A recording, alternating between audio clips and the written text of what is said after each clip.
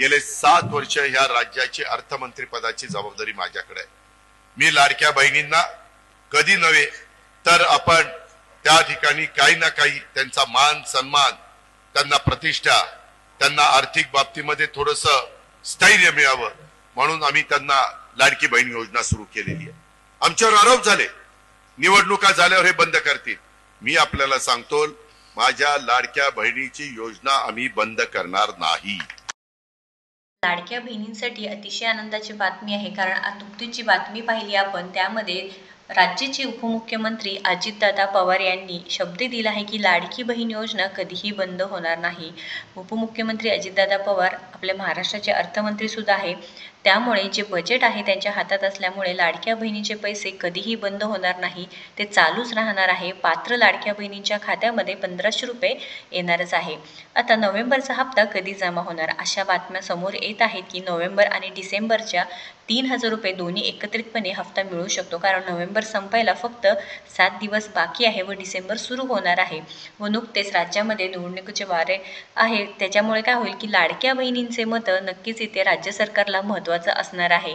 त्यामुळे लाडक्या बहिणींना खुश करण्यासाठी असंही होऊ शकतं की जे लाडकी बहीण योजनेअंतर्गत पात्र महिला आहेत त्यांना नोव्हेंबर व डिसेंबरचे 3000 रुपये एकत्रितपणे मिळू शकतात। व इथे साम या न्यूजपेपरमध्ये सुद्धा ही माहिती आलेली आहे, लाडकी बहीण योजना लाडक्या बहिणींच्या खात्यात 3000 रुपये येणार, नोव्हेंबर डिसेंबरचा हप्ता एकत्रित येण्याची शक्यता वर्तवली आहे। तर आता 8 दिवस उरले आहेत नोव्हेंबरचा महिना संपण्यासाठी। तर आता लाडक्या बहिणी सतत प्रश्न विचारत आहेत की जो नोव्हेंबरचा हप्ता आहे कधी जमा होणार आहे। दरम्यान राज्यात सध्या निवडणुकीचे वारे वाहत आहे, या काळात पैसे येणार की नाही असे प्रश्न विचारले जात आहेत। अशातच आता लाडक्या बहिणींना नोव्हेंबर आणि डिसेंबरचा हप्ता एकत्र येण्याची शक्यता वर्तवली आहे।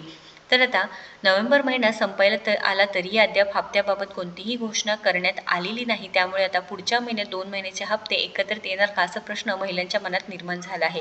कारण 2024 जेव्हा इलेक्शन होते त्यावेळेस 2 ते 3 हप्ते एकत्रितपणे आले होते। लाडक्या बहिणींच्या खात्यामध्ये 4500 रुपये, कोणाच्या खात्यामध्ये 3000 रुपये असे पैसे सुद्धा जमा झाले होते। 2 आणि 3 डिसेंबर रोजी नगर परिषदेच्या निवडणुका होणार आहे, त्यामुळे त्याआधी किंवा त्यानंतर महिलांच्या खात्यात पैसे जमा होऊ शकतात। जर या निवडणुकांनंतर पैसे येणार असतील तर नोव्हेंबर आणि डिसेंबरचा हप्ता एकत्र येऊ शकतात। मात्र याबाबत कोणतीही घोषणा झालेली नसल्यामुळे लाडक्या बहिणींच्या समोर नक्कीच प्रश्नचिन्ह असणार आहे। व सर्वांनाच माहिती आहे की लाडकी बहीण योजनेअंतर्गत EKYC करणे अतिशय महत्त्वाचे आहे व 31 डिसेंबर पर्यंत मुदत सुद्धा दिली आहे।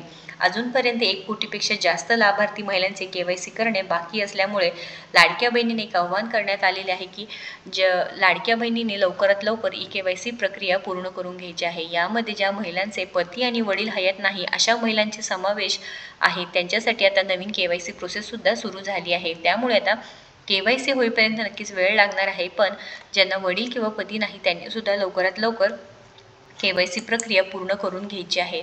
तर मुख्यमंत्री माझी लाडकी बहीण योजनेची KYC प्रक्रियेसाठी राज्य सरकारकडून डिसेंबर अखेरपर्यंत मुदतवाढ सुद्धा देण्यात आलेली आहे। व इथे आपल्या सर्वांना माहिती आहे की निराधार योजनेचे पैशांचे वितरण सुद्धा काल परवापासून झाले आहे, त्याच्यामुळे आचारसंहिता असले तरीही पैशांची जी काही वाटप आहे, निधी वाटप आहे ते सुरूच असल्यामुळे लाडक्या बहिणींचेही पैसे लवकरच येण्याची शक्यता आहे।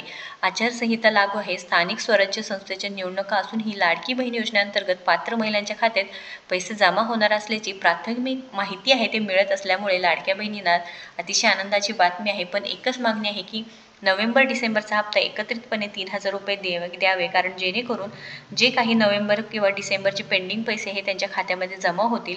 नगर परिषद आणि नगरपंचायत निवडणुकीसाठी 2 डिसेंबरला मतदान प्रक्रिया होणार असून 3 डिसेंबर रोजी मतदान होणार आहे। मात्र यापूर्वीच महिलांना 1500 रुपये मिळण्याबाबत घोषणा होण्याची जास्त दाट शक्यता आहे। तर महत्त्वपूर्ण अपडेट असल्यामुळे नक्कीच लाडक्या बहिणींपर्यंत ही माहिती पोहोचवायची आहे। EKYCसाठी जे काही एकल महिला असणार आहे त्यांना पर्यायी सुविधा सुद्धा उपलब्ध करून दिली आहे, त्यामुळे EKYC लवकरात लवकर करून घ्यायची आहे। EKYCची अंतिम मुदत 31 डिसेंबर असल्याने लाभार्थींनी वेळेत ही प्रक्रिया पूर्ण करून घ्यायची आहे। महिला व बालविकास अधिकारी यांच्याकडे महिला व बालविकास अधिकारी असून येत अंगणवाडी ताई सेविका आहेत, त्यांच्याकडे तुम्ही कागदपत्रे जमा करायची आहे. पती किंवा वडील नाहीत, हयात नाहीत किंवा त्यांचे घटस्फोटित आहे अशांनी आधाराच्या जागी अधिकृत मृत्यू प्रमाणपत्र, घटस्फोट प्रमाणपत्र किंवा न्यायालयाचा आदेश सादर करण्यात यावा असं सुद्धा सांगण्यात आलेलं आहे. तर महत्त्वपूर्ण माहिती आपल्या लाडक्या बहिणींपर्यंत नक्कीच पोहोचवायची आहे आणि अशाच महत्त्वपूर्ण माहितीसाठी आपल्याला फॉलो व सबस्क्राईब करायचं.